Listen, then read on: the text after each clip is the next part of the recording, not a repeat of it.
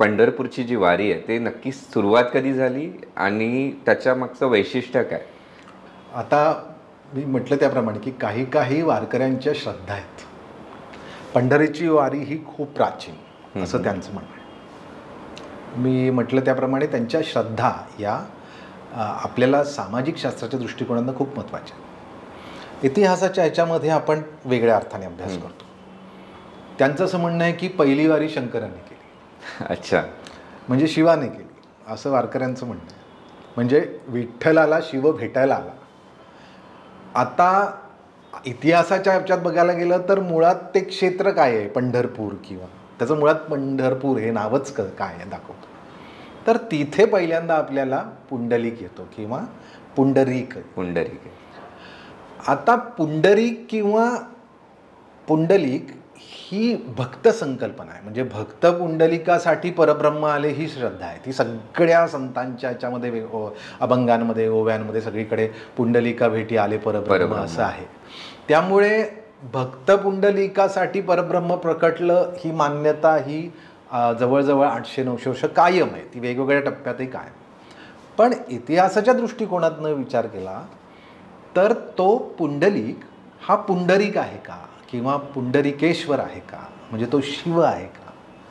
कारण त्या क्षेत्राचं नाव जे आता आपण होयसाळ राजा सोमेश्वर त्याचा लेख आहे.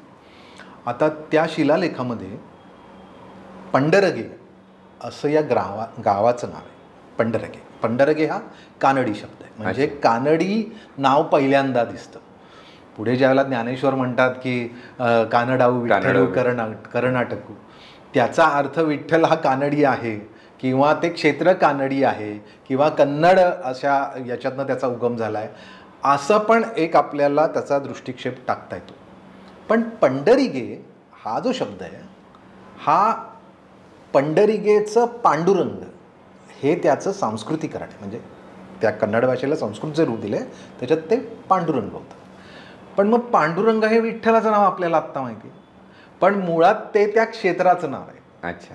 म्हणजे पंढरगे या क्षेत्राचं नाव पांडुरंग आहे.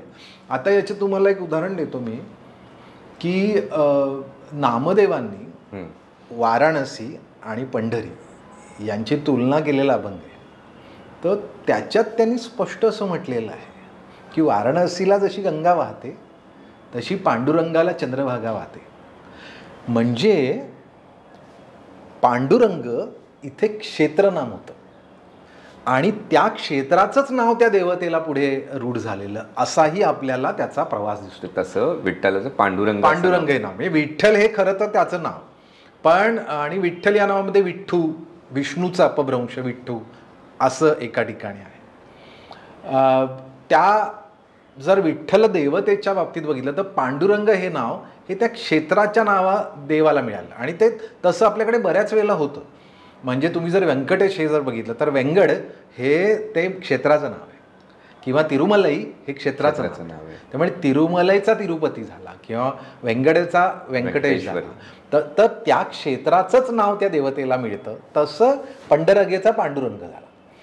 पण आत्ता जर तुम्ही आत्ताही जर चंद्रभागेच्या पात्रामध्ये अगदी तटावरती पुंडलिकाचं मंदिर आणि आपल्याकडे वारकऱ्यांची काय किंवा सगळ्या वैष्णवांची काय मान्यता आहे की पहिल्यांदा पुंडलिकाचं दर्शन घ्यायचं आणि नंतरच पांडुरंगाचं दर्शन. म्हणजे चंद्रभागा स्नान, पुंडलिकाचं दर्शन आणि नंतर मग पांडुरंगाचं दर्शन.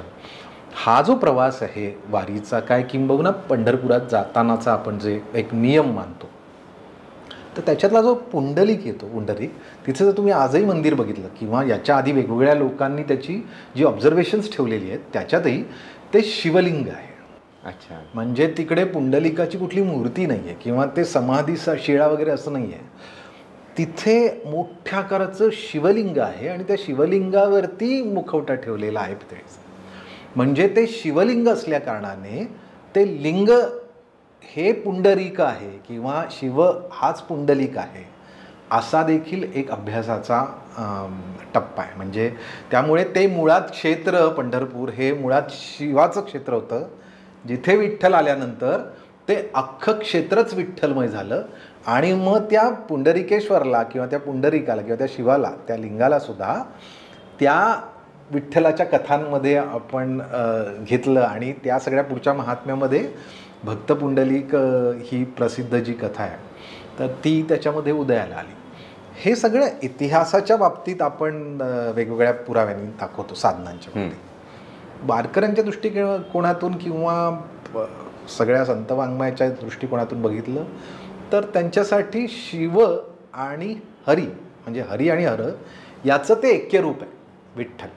त्यामुळे त्यांच्या किंवा कितीतरी अभंगांमध्ये असं आलेलं आहे की विठ्ठलाच्या मस्तकी त्यांनी शंकराला धारण केलं. अच्छा. म्हणजे आपण मित्र एखादा भेटला, त्या दोघांचं सख्य आहे हरिहराचं, म्हणजे शैव आणि वैष्णव. आपल्याला दिसतं की वैष्णव आणि शैवांची भांडणं वगैरे अशी पण काही काही ठिकाणी आपल्याला दिसतात, पण असं नाही आहे. इथे हे हरी आणि हराचं ऐक्य रूप आहे.